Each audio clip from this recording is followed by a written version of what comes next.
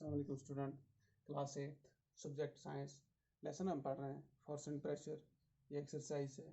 इसमें हम आज की वीडियो में हम क्वेश्चन नंबर 5 को करेंगे।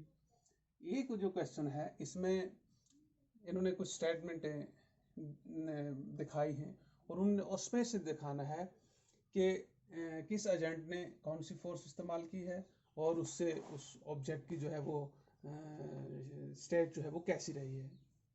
In the following situation identify the agent exerting the force.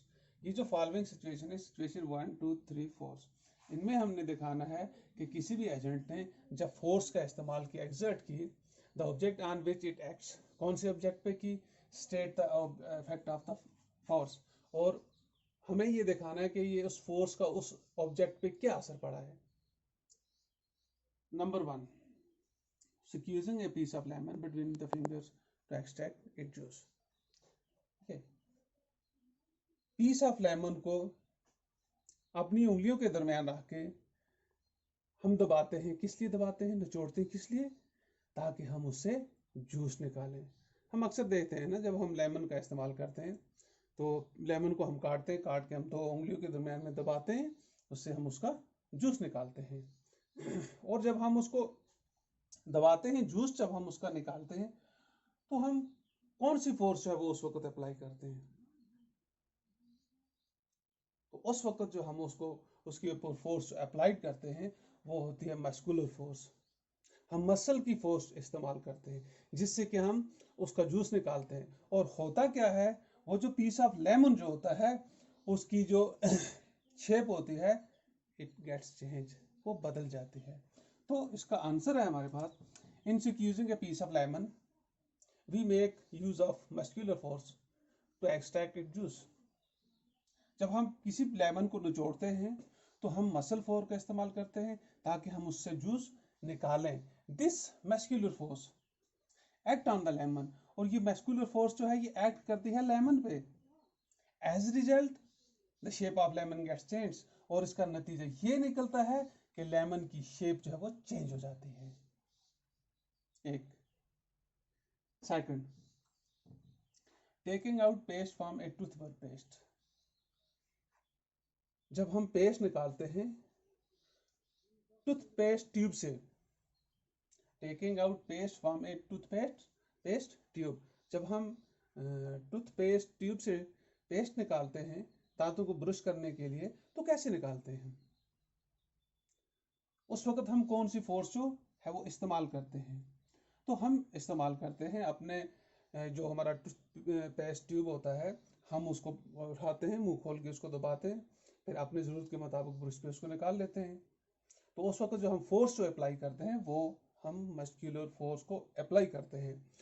और पेस्ट जो ट्यूब है उस पर हम अप्लाई करते हैं, तो उससे क्या होता है कि टूथपेस्ट ट्यूब है जो उसकी शेप जो है वो चेंज हो जाती है, वो सिकुड़ता जाता है।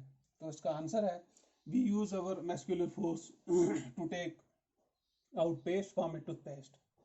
हम मस्कुलर फोर्स को उस पर अप्लाई करते हैं पेस्ट निकालने के लिए। The muscular force act on the toothpaste, और वो मस्कुलर फोर्स जो होती है वो एक्ट करती है किस पे, टूथपेस्ट पे। As a result the shape of toothpaste gets change.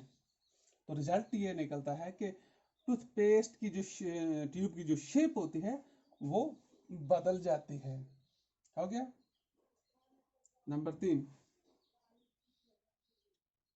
a load suspended from a spring with its other end is on a hook fixed to a wall।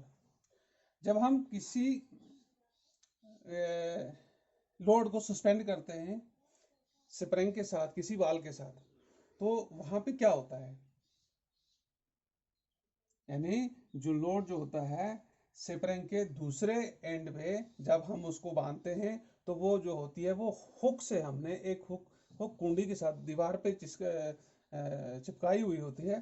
तो उससे क्या होता है, उससे ये होता है कि उसका प्रेशर की वजह से वो जो उस पर फोर्स अप्लाई होती है वो डाउन द वोर्ड जाती है, और उसका स्प्रिंग जो है उसकी भी शक्ल जो है वो चेंज हो जाती है।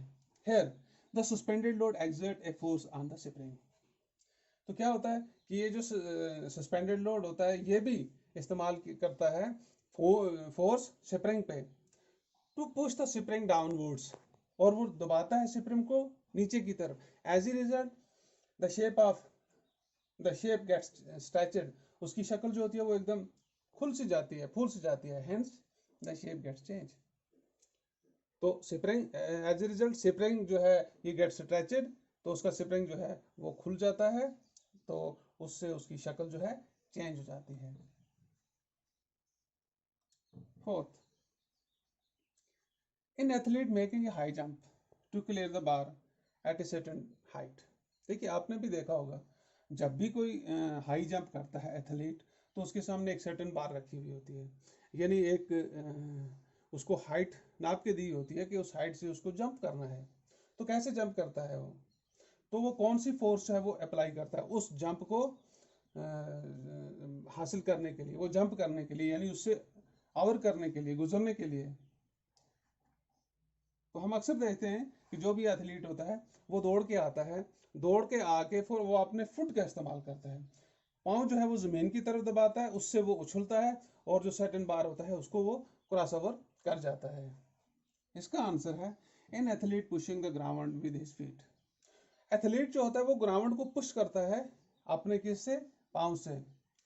His feet exert a muscular force on the ground, तो उसके फीट जो है वो मस्कुलर फोर्स ग्राउंड पे इस्तेमाल करते, एक्सर्ट करते हैं।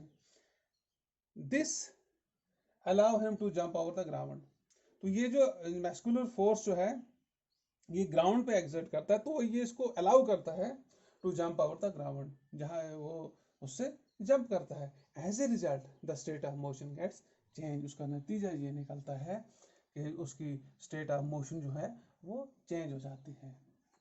तो इस तरह से हमने जो हमें दिखाई गई थी फॉलोइंग सिचुएशन, उनमें हमने आइडेंटिफाई किया तो किस तरह से फोर्स जो है वो किसी भी ऑब्जेक्ट पे जब हम इस्तेमाल करते हैं तो उस ऑब्जेक्ट की जो स्टेट होती है वो कैसी रहती है, वो एकदम बदल जाती है। जैसे हमने देखा लेमन जूस जो है, लेमन जूस के पीस को हम जब उंगलियों के अंदर दबाते हैं उसकी शेप जो है चेंज हो जाती है, उससे हम मस्कुलर फोर्स के ज़रिए निकालते हैं जूस।